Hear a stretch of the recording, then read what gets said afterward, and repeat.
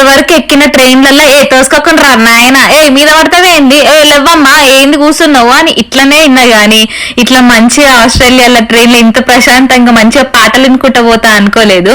మీరు కూడా ఇన్నుర్రి వీళ్ళు ఎట్లా వాడిరో.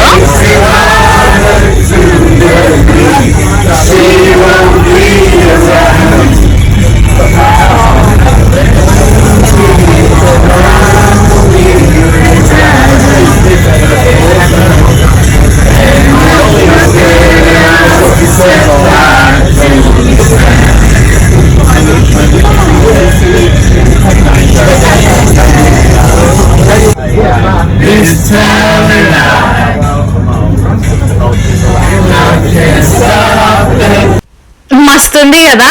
నాకైతే పెళ్లి కోసం బస్సు మాట్లాడి చుట్టాలందరూ పోకుంటా పాటలు అంతాక్షరి ఆడుకుంటారు కదా, అట్లా అనిపించింది నాకైతే. మీకు కూడా అట్లా అనిపించిందా? కమెంట్లో చెప్పుర్రి.